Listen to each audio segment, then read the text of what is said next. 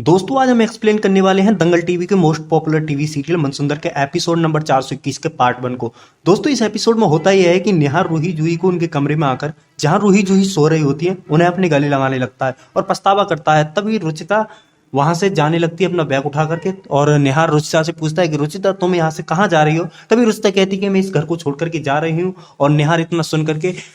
रुचिता का बैग उठा करके अलमारी में डाल देता है और रुचिता को डांटने लगता है कि तुम ऐसा क्यों कर रही हो रुचिता, और उससे कहने लगता है कि रुचिता तुमने ऐसा क्यों किया,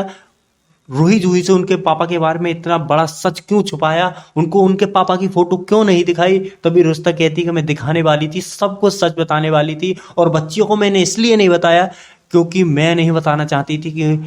जो इनके वो कहती है कि मैं सब कुछ सच बताने वाली थी कि जब मैंने हॉस्पिटल से आ रही थी तभी मुझे इतनी ज़्यादा खुशी थी कि मैं बहुत ज़्यादा खुशी थी, मैं बयान नहीं कर सकती, इतनी ज़्यादा खुश थी। और तब मैंने आपके हाथ में जब पिंकू को देखा तो मेरी सारी खुशियाँ वहाँ की तहीं रह गई और मैं अब कुछ नहीं सोचे इस घर से चली गई। और ज़्यादा देर तक बात करते हैं, बहुत देर तक ये बात करने लगते हैं और तभी रुचिता और निहार के बीच पिंकू की बात हो रही होती है और निहार पिंकू के सारे सच को रुचिता के सामने रख देता है कि पिंकू मेरा बेटा नहीं है।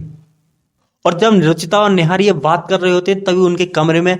ऋतु आ जाती है और एक उसके हाथ से कांच का गुलदस्ता टूट जाता है जिससे कि रुचिता और निहार को पता चल जाता है और उसको बात को वहीं पर रोक करके वो एक जगह शांत हो जाते हैं। और ऋतु उनसे आकर के कहती है कि निहार तुम्हें पापा बुला रहे हैं, जाकर के पापा की बात सुन लीजिए। और निहार वहां से अपने पापा के पास चलने लगता है। रुचिता यहाँ सोचती है कि कुछ गलत तो नहीं कह दिया मैंने, और ऋतु अपने मन में सोचती है कि कहीं मेरा ये जो सच है वो सबके सामने नहीं आ जाए, मैं किसी के सामने कुछ कहने लायक नहीं रहूंगी। और निहार अपने पापा के पास पहुंच जाता है और निहार के पापा उससे कहते हैं कि बेटा अब तुम्हारी दो दो बीबियां हैं और अब तुम्हारे पास जो उनका वजन है वो दोगुना हो गया है। मैं बस यही चाहूंगा कि तुम्हारी दोनों बीबियां हैं, अब बीबियां में तुम्हारी में कुछ भी हो लेकिन तुम्हारे दोनों बच्चे रूही जूही और जो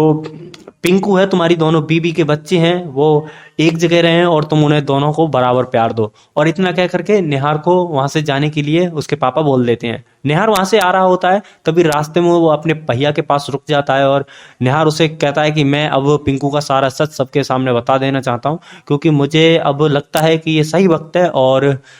तभी उसका भाई कहता है, निहार का भाई कहने लगता है कि ये तू गलत कर रहा है, ये अभी कोई वक्त नहीं है, और तरह तरह की बातें करने लगता है। तभी निहार कहता है कि क्या भैया तुमको नहीं लगता कि तुम्हारा बच्चा है वो मुझसे पापा कहता है, क्या तुमको पापा कह के बुलाए और गले मिले आप नहीं चाहते। और निहार इतना कह करके वहां से अपने कमरे के लिए सोने के लिए जाने लगता है। इसी ट्विस्ट के बीच हो जाता है एपिसोड का एंड। अगर आपको जानना है कि निहार पिंकू का पापा कैसे बना और चलिए मिलते हैं तब तक एक नई। अगर आपको जानना है कि रुचिता, अगर आपको जानना है पिंकू और निहार का क्या